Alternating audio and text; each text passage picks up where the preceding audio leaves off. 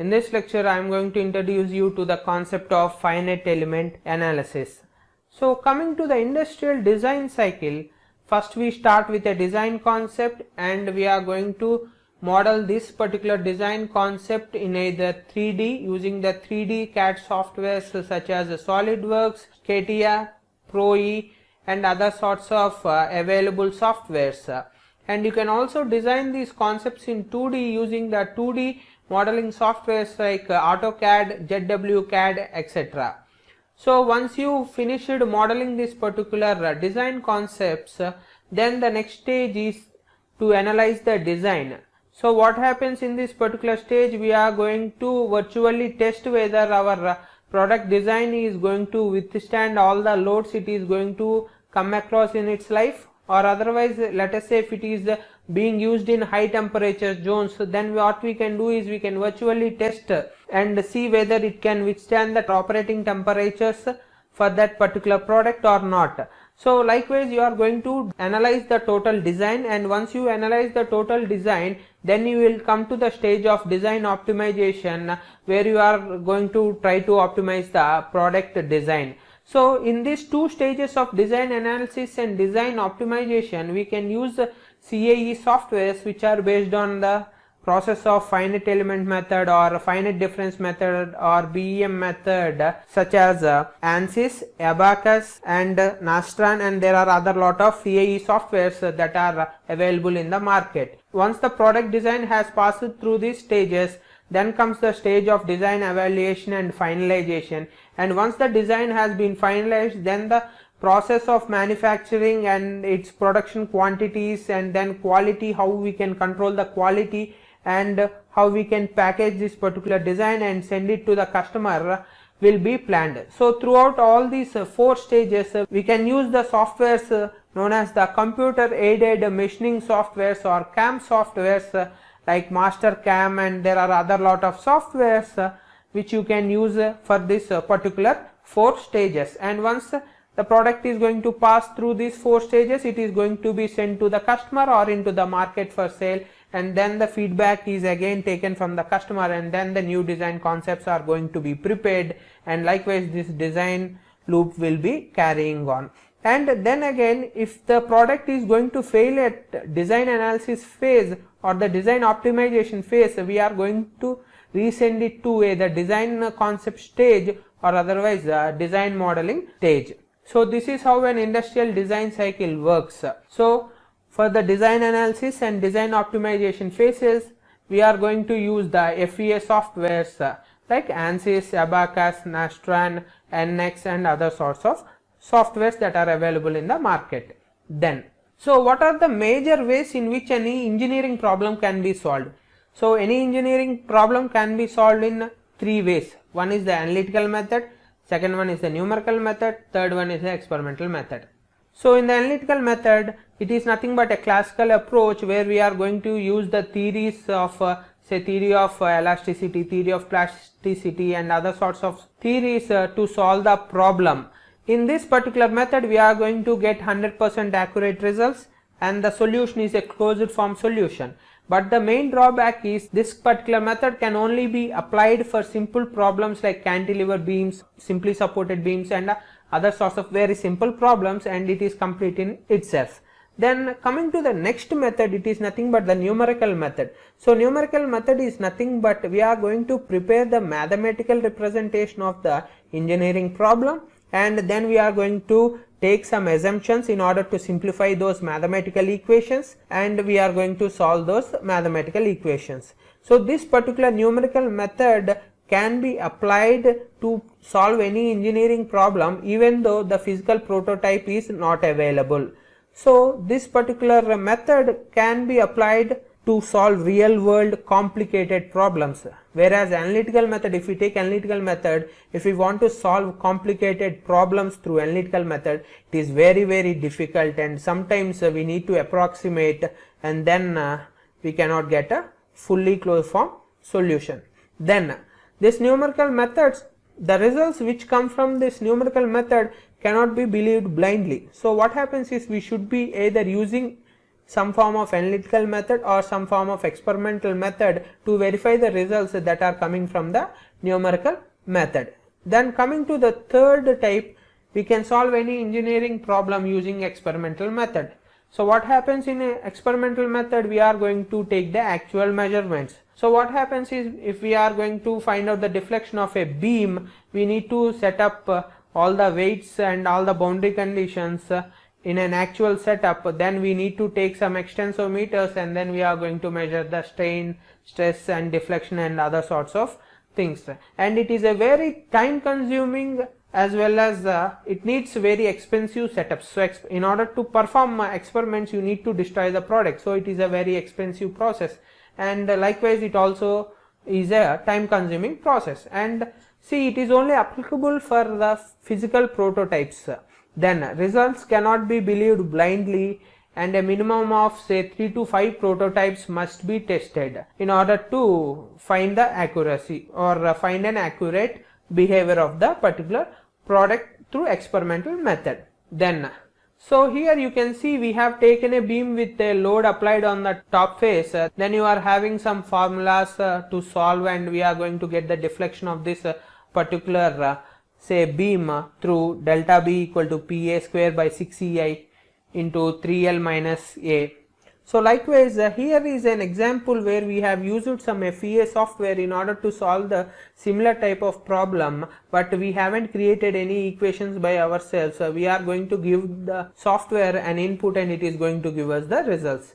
And coming to this experimental method, you see we had to take the physical beam and we need to apply the physical weight, and then we need to take some strain gauges in order to measure the strain, deformation and other sorts of things. And this is a time consuming thing to set up, as well as in order to run these experiments we need lot of money also. So generally most of the people early in the design, they perform this numerical method, and then only they are going to perform the experimental method. Coming to different types of numerical techniques, there are different types of numerical techniques like say FEM, finite element method, FVM, finite volume method, FDM, finite difference method, and BEM, which is nothing but boundary element method. So coming to boundary element method or BEM. So just like finite element method, it also requires nodes and elements, but as you see in the name, if we are going to perform any analysis using BEM, it is going to consider only the surface or the boundaries of the particular system. So for example, if we take a volume, then it is going to consider the top surfaces only for the analysis. Likewise, if I take an area, it is going to select only the edges for analysis. So for example, let us say this is a total box. So what happens when we are using boundary element method, it is going to consider and it is going to perform analysis only on this particular surfaces. It is not going to take up this inner material. Then likewise, if you have an area, let us think this is an area, then it is going to consider only this edges for the analysis. The main advantage with BEM is the dimensionality of the problem is going to be decreased. So what happens, the solution time is much less, and this particular BEM method is very effective in solving problems involving acoustic analysis and noise vibration analysis. Then coming to finite volume method. So what happens in finite volume method, instead of taking nodes and elements, it is going to take volumes to calculate the results. So what happens, the unit volumes are considered in the finite volume method like that of a finite elements that are considered in FEM. So what happens is instead of dividing a particular geometry into different number of elements, it is going to divide a body into number of volumes. See here in this picture, you will be able to see that this particular geometry is being divided into number of cubical volumes. Likewise, different variables such as pressure, velocity, area, mass, etc. can be calculated, and then this particular total method is based upon the Navier-Stokes equation, like say mass, momentum and energy conservation equilibrium equations. Then coming to the applications of FVM, every CFD software or computational fluid dynamics software which is used to perform fluid analysis like For example, here you can see in this image, this particular plane is being tested for the airflow over it. So what happens, in order to test such type of flows, you need to apply the method known as CFD. With using this FEM technique, we are going to solve for the fluid flows as well as this type of electronic cooling problems and other sorts of problems. Generally, all the CFD softwares will be using the technique of FVM or finite volume method. Then the next method is the finite difference method. So coming to the finite difference method, it can be said as a combination of boundary element method and the finite volume method. And generally this particular FDM is very much applicable to solve CFD or thermal coupled problems.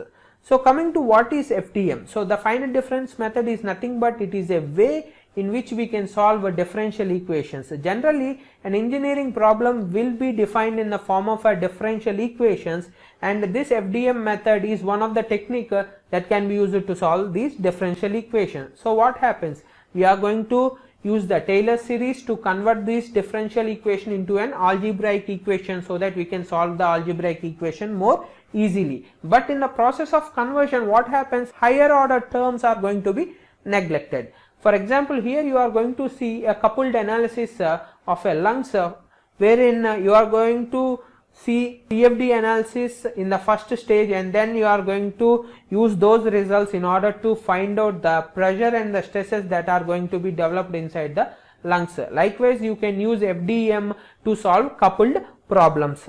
Then finally, coming to our basic concept of FEM or FEA, finite element method or finite element analysis. So for example, let us see, we have created this say complicated Lego building.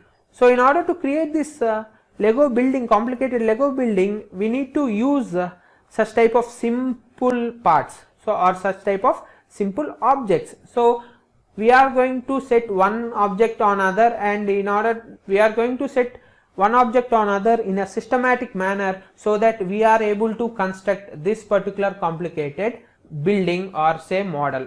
So the finite element method is also nothing but it is based upon the idea of building a complicated object by the use of simple blocks, or say we are going to take a complicated object like this and we are going to divide these complicated objects into smaller pieces and more manageable pieces in order to solve that particular problem. So why are we going to apply this FEA or FEM, and what is the necessity that we are going to learn this particular software? So FEA provides a way for virtually testing a product design. So without even going to the actual product, we can test the performance of the product and we can make the necessary changes without having costly delays in time or without having a lot of expenses incurred. It helps us to understand the design and implement appropriate design changes in the product development process. The adoption of FEA in the design cycle is driven by the market pressure, because what happens, if you are going to design a new product and you want to be competitive, you need to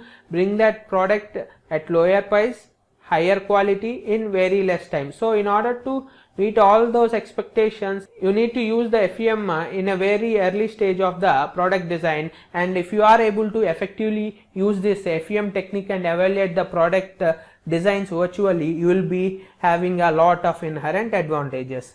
So in the next lecture, we are going to see some important terms used in FEA and what is the design procedure applied and what is the analysis procedure that is applied while solving the FEM problems.